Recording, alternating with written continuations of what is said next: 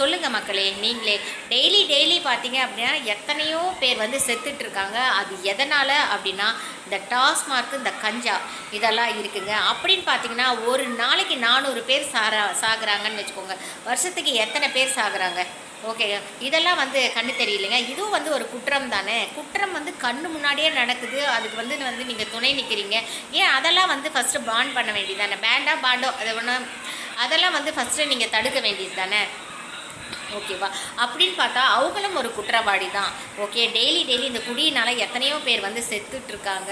ஒரு குடும்பம் வந்து அழிஞ்சிட்ருக்கு. அதை நம்ம கண்ணால் பார்க்குறோம், நியூஸில் பார்க்குறோம், எல்லாமே கேட்குறோம். அதை முழுக்க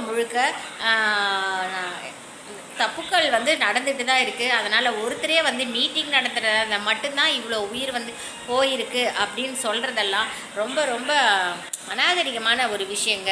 நமக்கு தில் இருந்தால் வந்து 2026 வந்துட்டு என்ன பண்ணணும்னா தேர்தலில் பாருங்கள். அதை விட்டுட்டு அப்பாவி மக்களை வந்து பழி கொடுத்து அதன் மூலியமாக வந்து நீங்கள் அனுதாப ஓட்டுக்கள்லாம் வரும்னு நினச்சின்னா கண்டிப்பாக நடக்காதுங்க. கடவுள் வந்து நியாயம் எங்கேயோ தர்மம் எங்கேயோ அங்கே தான் துணை நிற்பான். அநீதிக்கு வந்து கண்டிப்பாக துணை நிற்கவே மாட்டான்.